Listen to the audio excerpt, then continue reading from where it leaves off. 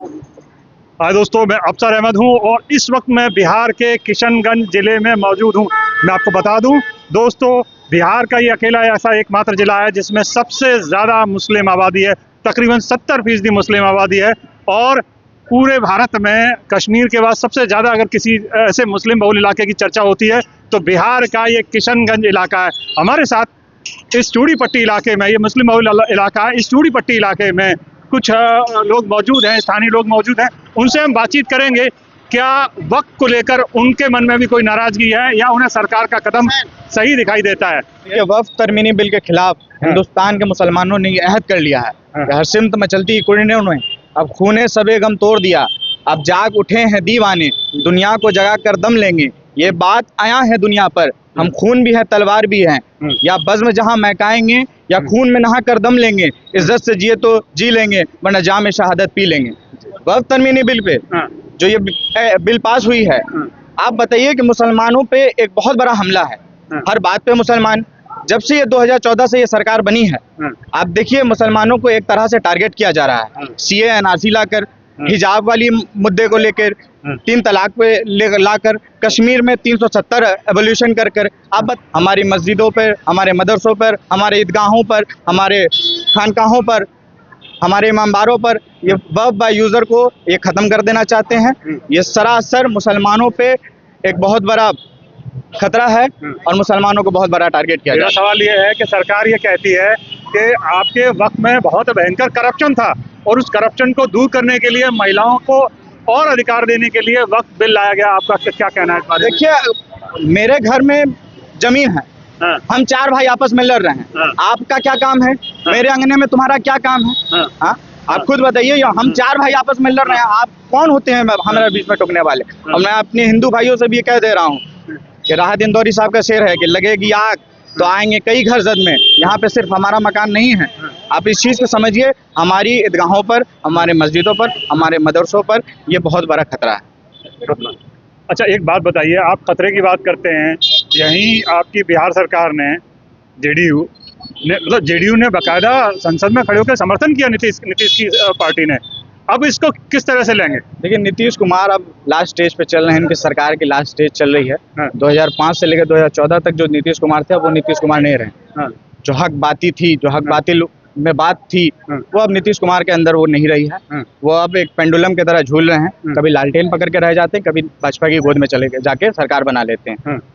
सिवान के पूर्व सांसद थे साबुद्दीन साहब, उन्होंने कहा था कि परिस्थिति के मुख्यमंत्री हैं। कभी भी उन्होंने अपने दम पर सरकार नहीं बनाई है, वो परिस्थिति के मुख्यमंत्री हैं और ये 2025 का आने वाला चुनाव उनको समझ में आ जाएगा, वो परिस्थिति में अब नहीं रह पाएंगे। मेरा सवाल ये है कि आप जो कह रहे हैं, मैंने जो सब का जो अजम्पशन है कि माइनॉरिटी सिर्फ विरोध करती है, सरकार को लगता है कि बहुत ईजी है, आराम से बनाया जा सकता है और खामोशी से काम किया जा सकता है। किस तरह से लेते हैं इस बात? सदन में तो आप पास करा लिए ना। सदन आपकी थी, सदन में आपकी बहुमत थी, सदन में तो आप पास करा लिया ना। सड़क तो हम आंदोलन कर सकते हैं, सड़क पे हम, आपको लगता है आंदोलन होगा? जरूर होगा। आप देखिए, पूरे बिहार में आंदोलन हो रहा, दरभंगा में आंदोलन हुआ, बेगूसराय में आंदोलन हुआ। 20 तारीख को बहुत बड़ी इजलास किशनगंज के लहरा चौक पे होने जा रही है। तमाम तर पार्टियां, तमाम तर सेकुलर छवि की पार्टियां इस चीज का विरोध करेंगे। बहुत बड़ा इजलास, बहुत बड़ा विरोध प्रदर्शन होगा। इस चीज के लिए हम लोग सड़क पे उतरेंगे।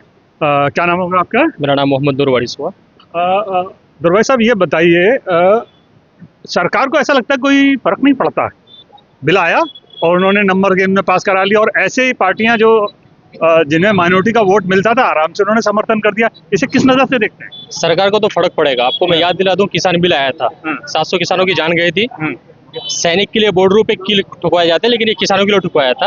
ये जो माइनॉरिटी के लिए जो बिल लेके आया है, सिर्फ माइनॉरिटीज में नहीं आएंगे, ये सारे कम्युनिटी के लेके आएंगे। और सिर्फ सरकार की ये सोची समझी साजिश से एक एंटीलिया हाउस को बचाने के लिए अंबानी का ये बिल लेके आया। क्योंकि आज पूरे भारत के अंदर जितनी भी चीज है, सारे चीजों पे कॉर्पोरेट का अधिकार हो गया।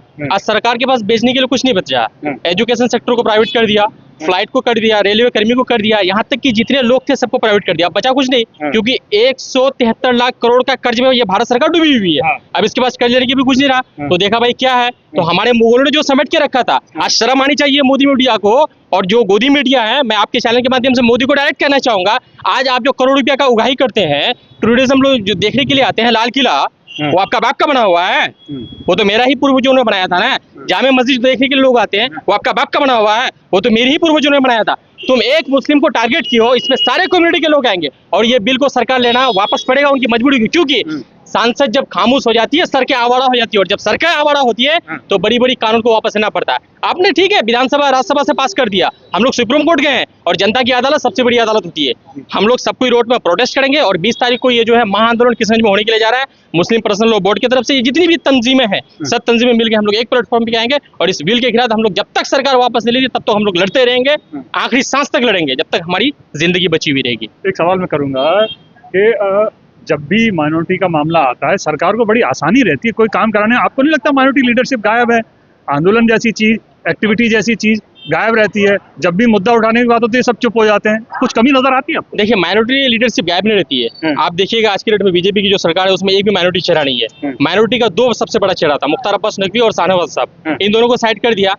ये भारत सरकार कहती है कि महिलाओं का मैं मान सम्मान करता हूँ, महिला सशक्तिकरण पे बात करती है। क्या एक भी बीजेपी की सांसद कोई महिला है पार्लियामेंट के अंदर? एक भी नहीं है। इसकी कथनी और करनी में बहुत डिफरेंस है, क्योंकि इसका ये हाथी का दांत है, ये दिखता कुछ और खाता कुछ और। पूरे हिंदुस्तान के अंदर ये चाहता है कि अंग्रेजों ने जिस तरह से भारत को गुलाम किया था फिर हम उस तरह से यहाँ के लोगों को गुलाम करें। ये डिक्टेटरशिप नहीं चलेगी, ये हिपोक्रेसी नहीं चलेगी, ये डेमोक्रेसी है। और जमहूरियत ने हमें इसके बाप ने अधिकार नहीं दिया। डॉक्टर भीमराव अंबेडकर ने 2 साल 11 महीने 18 घंटे 22 मिनट 49 सेकंड में जो कॉन्स्टिट्यूशन को लिखा गया था ये उसके बाप का लिखा हुआ नहीं था। ये हमारा फंडामेंटल राइट है, हम अपनी लड़ाई लड़ेंगे, इसको जो करना है करें, हम अपनी लड़ाई अपने तरीके से जीतेंगे। अच्छा, पॉलिटिकल लीडरशिप आपको लगता है कुछ बिल्डअप होगी जैसे दौर बदल रहा है माइनॉरिटी? देखिए पॉलिटिकल लीडरशिप बिल्कुल बिल्डअप होगी। अब लोग जाग चुके हैं, क्योंकि हम लोग पॉलिटिक्स में नहीं आ रहे थे, हमारे पास इक़्तिदार नहीं थी। हम लोग अपनी पार्टी बनाएंगे, हम लोग मजबूती से आएंगे, क्योंकि आज की डेट में हम लोग जिसको सेकुलर नेता समझते थे, माननीय मुख्यमंत्री बिहार सरकार, इसमें कोई दौड़ा नहीं कि माइनॉरिटी के लोगों ने बहुत अच्छा काम किया। हम लोग लास्ट स्टेज तक ये सोच रहे थे कि ये माइनॉरिटी के साथ में है, ये उसके खिलाफ में जाएगा ये बिल, लेकिन नायडू बाबू और ये जो पीठ में खंजर घोंपने का काम किया है, आज जो मोदी सरकार है इन बैसाखी के सहारे में, ये दोनों अगर समर्थन नहीं थे तो ये बिल नहीं लागू होती है हमारे ऊपर। लेकिन इन दोनों ने मुसलमान के साथ घाघा किया। बस आपके सामने कुछ ही महीना बाकी है, इन लोगों को आटा और चावल का दाम पता चल जाएगा और बिहार में इनका सफाया तय है, क्योंकि 72 के बाद 72 हो जाता है। और नीतीश कुमार का मानसिकता आप समझ सकते हो वो क्या बात कर रहा है, चाहे वो विधानसभा में हो, मीडिया के सामने तो बैठ ही नहीं दे रहा है। बीजेपी ने उसको हाईचेक कर लिया है। बिहार के अंदर 2 डिप्टी सीएम दिया गया। क्यों दिया गया? क्योंकि ये टच से मस नहीं कर पाया।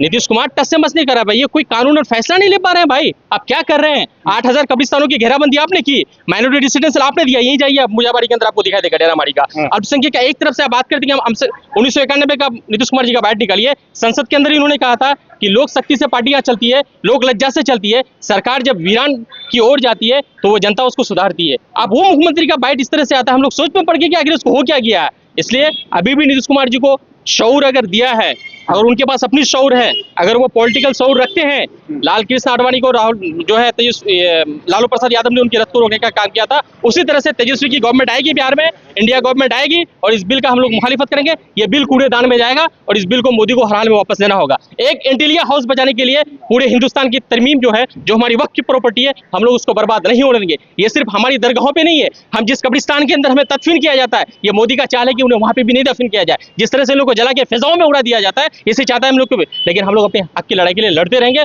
और आखिरी सांस तक लड़ते रहेंगे। जी जी, बहुत शुक्रिया। क्या नाम होगा आपका? मेरा नाम असगर अली है।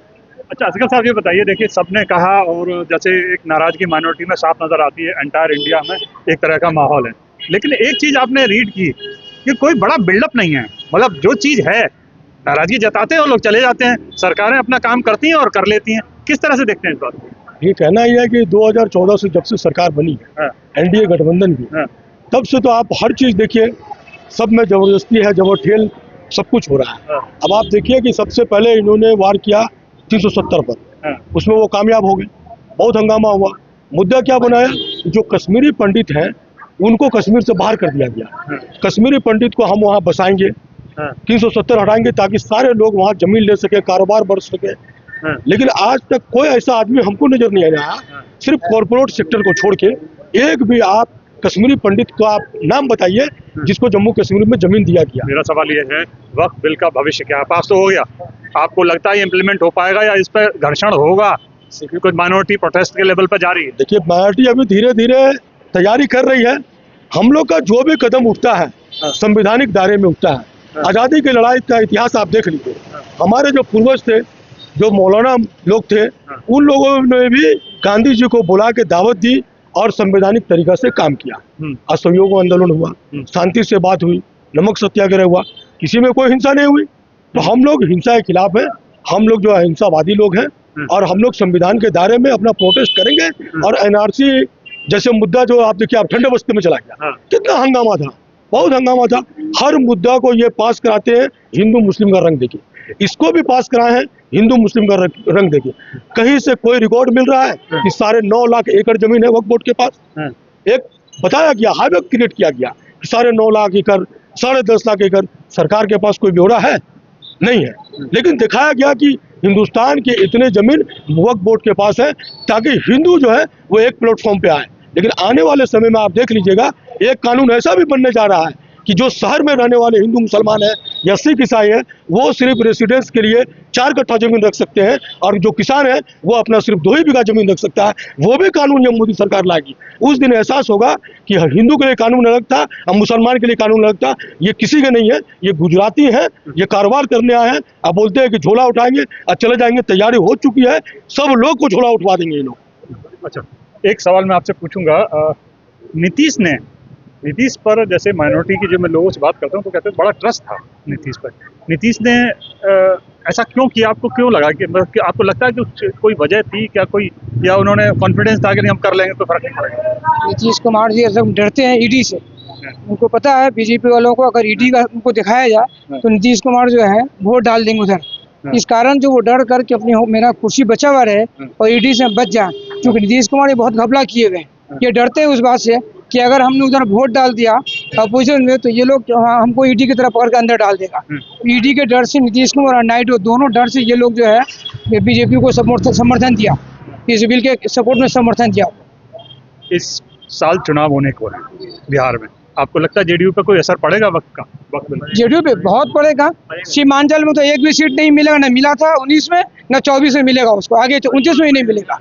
विधानसभा में उसको एक सीट नहीं मिलेगा, ये समझ लें। नीतीश कुमार जो सोच रहे हैं, जो मुसलमानों के पीठ में छुरा हुए हैं, उनको इंशाल्लाह हार दिखना, इस बार कुर्सी से हटना पड़ेगा उनको। ये बैसाखी नहीं मिलेगा उस बार, इनको कुर्सी से हटना पड़ेगा और वो उनको जल्दी से जाना पड़ेगा जेल में, क्योंकि यार नीतीश जब तेजी से आएंगे ना तो उनको जेल में डाल के रहेंगे, सारा घपला उनका पता चल जाएगा।